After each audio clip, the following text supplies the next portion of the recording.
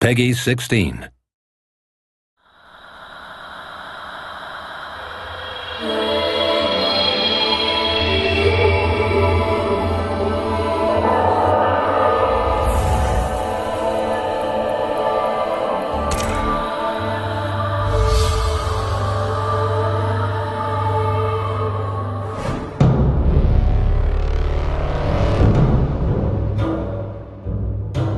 Beginning of the project, we had this core idea of adapting Journey to the West and giving it our own visual style. We've tried to really give it something different, a different twist. When we decided that this would be based 150 years in the future in a post-apocalyptic world, we were very well aware that it's a trope, it can be a cliche. We actually saw a program called Life After People. And they showed what would happen to these major cities in the future when people are gone. Within a few hundred years, the world basically becomes unrecognizable. So we decided, let's start in New York and make it a journey actually across the US. We didn't want to be depressing about it, like a lot of post-apocalyptic movies are depressing and games. We wanted to kind of make a fantasy that was like Miyazaki movies, where everything's different and everything's colourful and it's just a window into a totally different fantasy world. We thought New York would be a good place to ground it. If nature is reclaiming, then you need something to be almost aware of. Our style in terms of art is also very colourful, so we always want to put colour into all our games, and we want to add post-processing effects that you would normally see in movies to kind of make the image just feel alive.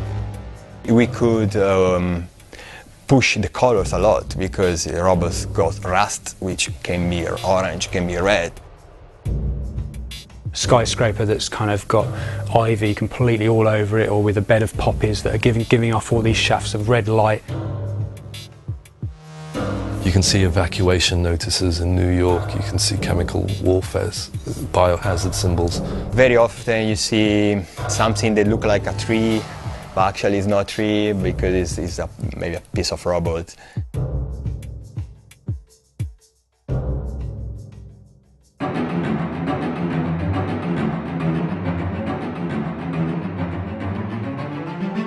The idea of monkeys is come from the legend of Monkey, the Journey to the West, you know, the book.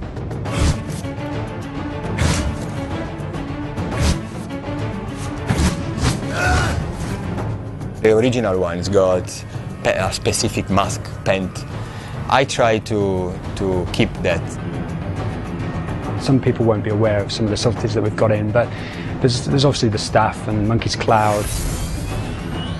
So the cloud is actually part of Monkey's character. Even if you look back at hundreds of year-old images of him, he's on his cloud with his staff, with his headband. This character is still really big, but more an animal. You can see in the animation, especially when you jump one building to another, it really looks like kind of Tarzan, like in the jungle, you know, like really like a monkey. The other character is Trip.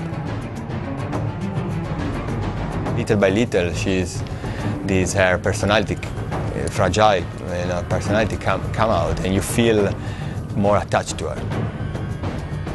The third main character in the game is Pigsy.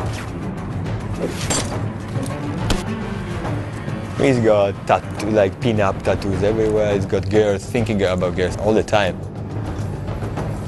Trip? Is that you?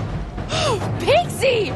You don't have to have any interest in the book or the TV series or anything to appreciate the game. It's just a good story with good characters and a rich world.